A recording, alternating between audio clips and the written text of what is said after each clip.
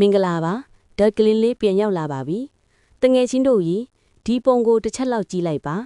ရာမကုံတိုက်ကြီးတွေတဲ့အလေတဲ့တဲ့မှာညှက်နေတဲ့ဒီအိအိုလေးကိုမြင်ဘူးကြလားကြည့်ရတာဂိမ်းတစ်ခုထဲမှာ glitch ဖြစ်ပြီးကြံခဲ့တဲ့အိလေးလိုဖြစ်မနေဘူးလား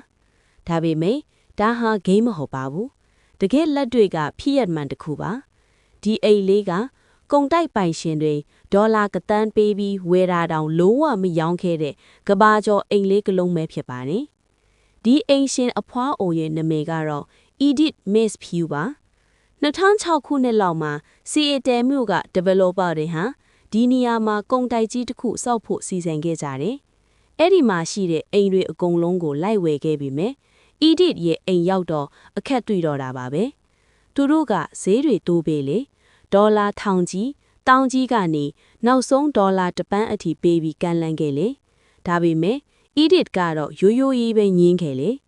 ငါအသက်က84နှစ်ရှိပြီငါဒီအိမ်မှာပဲပျော်တယ်ပိုက်ဆံမလိုဘူးတဲ့ developer တွေလည်းမတတ်နိုင်ကြပါဘူး Edith ရဲ့အိမ်ကိုခြံထားပြီးအိမ်ရဲ့ဘေးပတ်ပတ်လဲအပေါ်ဘက်တွေမှာပါကုံတိုက်ကိုစောက်ခဲ့ရပါတယ်အဲ့ဒီအချိန်မှာပဲဒီအိမ်လေးဟာကဘာကျော်သွားခဲ့လေလူတွေကဒါကိုနမဲကြီး Disney ကာတွန်းကအပ်ထဲကအိမ်လေးနဲ့တူတယ်ဆိုပြီးလာကြည့်ကြတော့တာပေါ့တကယ်လက်တွေ့မှာတော့မိုးပြန်ပူပေါင်းတွေနဲ့ပြန်ထွက်သွားတာမျိုးတော့မဟုတ်ဘူးပေါ့နော်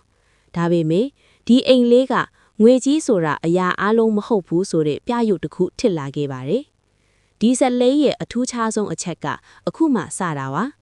Edith ရဲ့အိမ်ဘေးမှာစောက်လုပ်ရေးလုပ်နေတဲ့ Barry Martin ဆိုတဲ့လူတစ်ယောက်ရှိတယ်စောက်လုပ်ရေးလုပ်နေတော့မှသူတို့နှစ်ယောက်ကတငယ်ချင်းတွေဖြစ်သွားကြတယ်။ Barry က Edith ကိုစေကန်းပို့ပေးတယ်။အစားအသောက်တွေချက်ကျွေးတယ်။တားမိတွေလိုတန်ရိုးစင်တွဲသွားကြတယ်။နောက်ဆုံး2008ခုနှစ်မှာ Edith ဆုံးသွားတဲ့အခါသူမရဲ့အိမ်ကိုဘဒုစီအမွေလွှဲခဲ့တယ်ထင်လေ။သူမကိုအိမ်ဖယ်ပေးဖို့ပြောခဲ့တဲ့စောက်လုပ်ရေးကုမ္ပဏီက Barry ကိုလွှဲပေးခဲ့တာပါ။ဒီအိမ်လေးကတော့အခုချိန်ထိမမမတ်မတ်ရှိနေတော့ပါပဲ။တခါတလေမှာပျော်ရွှင်မှုဆိုတာငွေဘလောက်ပေးပြီးဝယ်လို့မရဘူးဆိုတာကိုဒီအိမ်လေးကသက်သေပြနေတယ်လို့ပါပဲဒီနေ့ဗီဒီယိုလေးကိုကြိုက်တယ်ဆိုရင် like နဲ့ subscribe လုပ်ဖို့မမေ့နဲ့နော်